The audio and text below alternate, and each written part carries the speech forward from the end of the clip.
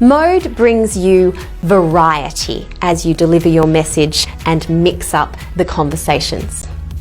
The thing to remember with mode is if you are only in one mode all the time, predictability puts you on pause. Psychologically, people will tune out. What do I mean by that? As humans, we're wired to pay attention to new.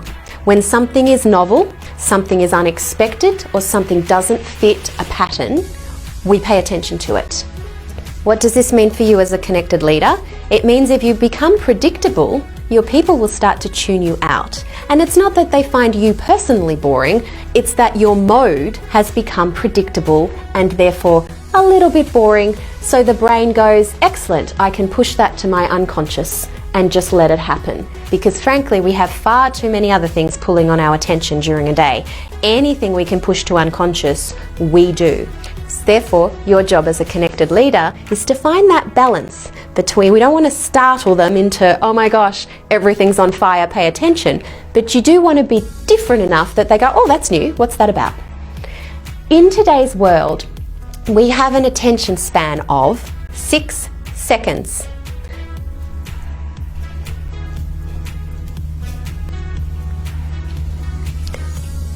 That's how long it takes for somebody to tune out if you haven't grabbed their attention. Still with me? It's not long, and it puts a lot of pressure on you as a connected leader to keep people engaged and keep their attention on your message. So, how you can do that is by making sure you pick your mode very carefully and match it to the message and reaction that you're trying to receive from people. There are 4 key modes for you to become familiar with. The first is words. This is the most comfortable and familiar format for a lot of leaders because it's the format that we use the most in the workplace, and it's the format that traditional communications are most often built around. We will write key messages, we will send out written forms, we will formalize communications into the written word. That's fine, and it's still a very useful mode. The thing to remember is these days people have so many things pulling on their attention, they won't always stop and read an essay. You might need to pull out quick little 120-word executive summary, key points, know this, act on this, bang, bang, go. If you want more information, it's over in the Files tab in a larger document. This way you are shaping people's focus as well as their consumption of your message, and you are giving them the ability to control what they pay attention to and when, without missing any of the key headlines and messages you need to cut through to them. A second mode for you to become increasingly familiar with is video. Why video is so popular and becoming more and more popular in workplaces is because it's very, very quick and easy to connect through video, because you've got the human element. The human is in front of you. You're looking at me, you're seeing and you're hearing me right now. I'm here with you. Video, of course, can be very uncomfortable though for a lot of people, and it's quite scary. So if you are a leader who's uncomfortable with video, I would challenge yourself that learning comes in a space where we are slightly uncomfortable. So put yourself out there, try a couple of videos, and remember as you're recording them that it's not about you, it's about the person that you're talking to. Who is it on the other side of that camera that you're trying to connect with? See them when you're looking at the camera, not the camera. And that's how to record a really authentic, genuine video. And it's so powerful because if we come back to your superpower hero skills as a connected leader, they are again, visibility and consistency. And there is no mode that makes you more visible than video. A third mode for you to play around with is pictures. It is true what they say, pictures tell 1,000 words. The thing to remember when you're a connected leader is people will be more interested in pictures of things that you think aren't interesting than you realize. This is because it's not about you, it's about them.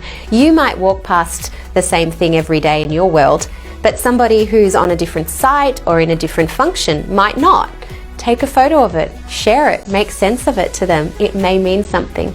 And even if it doesn't, it's created a level of connection because you've shared. And a connected leader, when they share, it creates such an amazing opportunity to create trust between the people that you're leading and the people that you're talking with. It's scary to put yourself in a video or into a picture and put that out there, and we often think, oh, you know, making it all about me, but you're not. You're making it about others because you're sharing part of who you are or what you're doing during the day with them. And that helps them connect, it helps them understand your world, and it creates a more equal exchange when you go back to them and say, well, what have you been doing? Where have you been at? The fourth mode I'm going to talk to you about is the one we use the least in business, and the one I observe in BlueScope that we use the least, and that's polls. And by poll, I mean asking a question, sourcing an opinion. The main thing to remember with polls is that they are super quick and efficient ways of connecting without much effort on your behalf. You don't have to prepare content, you don't have to think further through message other than what's something important people need to be thinking about, and you don't have to give answers. And this takes all the pressure off you as a leader. It's a beautiful, beautiful tool for you to go, you know what, I haven't connected a lot this week, or I don't have a lot of time to sort of think more thoroughly about what a perfect message and mix might look like. So I'm just going to quickly ask a question, throw something out there.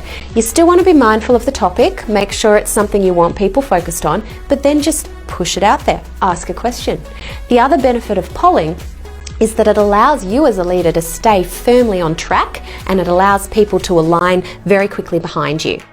Superpower tip here, if you are going to poll, make sure you reply to the people who have answered your poll. There's nothing worse than answering somebody's question and then hearing crickets. Don't leave them hanging. If you're going to invite them to contribute, make sure you close that back out again. Either with, here's what everybody said, or thanks guys, that was super useful, or stay tuned, I'm going to have more info out of this very soon. Again, give people that line of sight and let them know that they've been heard, they've been seen. Okay, so we have 4 modes for you to play around with, and I encourage you to ask yourself right now, what modes am I using? Chances are you're biased towards one. There might be 1 or 2 you're not using at all. So the first thing for you to do is start to think about, okay, how do I add some variety to my modes? Spice it up a bit, keep interesting. Because remember, predictability puts you on pause. People will tune out. Keep it interesting for them. Your message will cut through much more cleanly if you do. By now, you should be familiar with message, mix, and mode as 3 core foundational skills of a connected leader. In the next 3 modules, we're going to introduce you to 3 more skills that will help you inspire and motivate people to action, to make sure that your investment in being a connected leader actually delivers some change in behavior in response to the people you are connecting with.